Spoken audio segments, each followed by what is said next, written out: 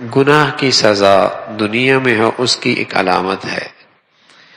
گناہ کی سزا اس دنیا میں ہو اس کی ایک علامت ہے کہ اس سزا اور مصیبت اور آزمائش کے گھڑی میں بندہ اور گناہوں میں مبتلا ہو جائے، اس مصیبت اور آزمائش کے گھڑی میں بندہ اللہ سے اور دور ہو جائے، یہ علامت ہے کہ یہ گناہ کی سزا ملی ہے۔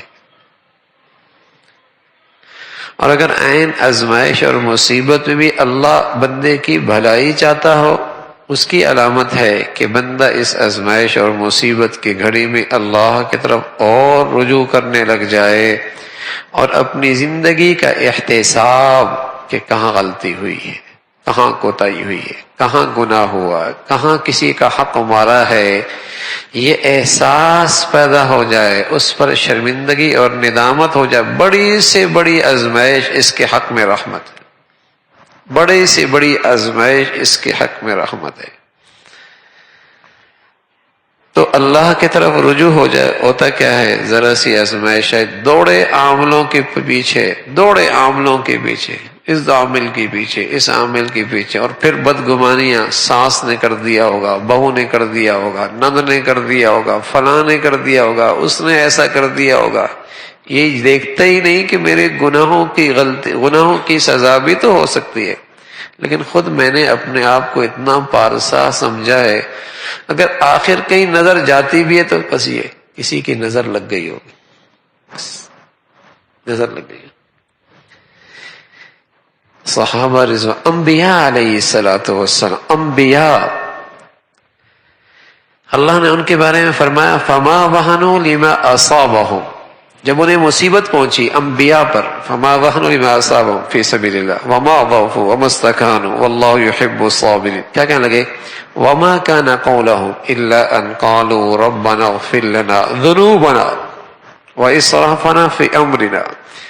انبیاء کی مقدس پاکیزہ جماعت پر جب آزمائش آئی، کہنے لگے، اللہ کہتا ہے ان کے زبان پر سوائے اس بول کے اور کچھ نہیں نکلا، کہنے لگے ربنا اغفر لنا ذنوبنا، اے اللہ ہمارے گناہوں کو معاف فرما۔ حالانکہ انبیاء گناہوں سے معصوم، کہنے لگے ربنا اغفر لنا ذنوبنا واسرافنا فی امرنا، اے اللہ جو ہم نے اپنے معاملے میں کوتاہی کی سے معاف فرما۔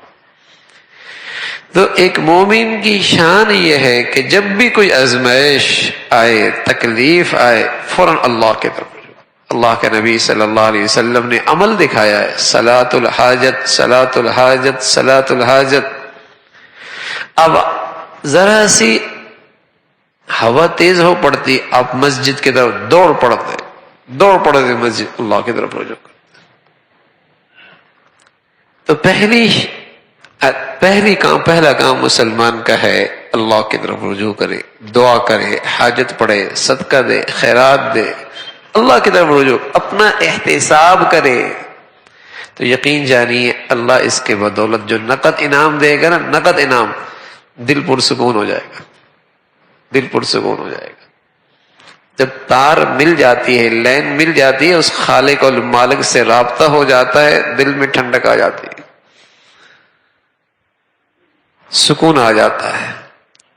تو اللہ گناہوں کی سزا دنیا میں بھی دیتے ہیں، اس کی بھی علامت ہے، اور اللہ گناہوں کی معافی، درجات کی بلندی کے لیے آزمائش میں ڈالتے ہیں، اس کی بھی نشانی ہے۔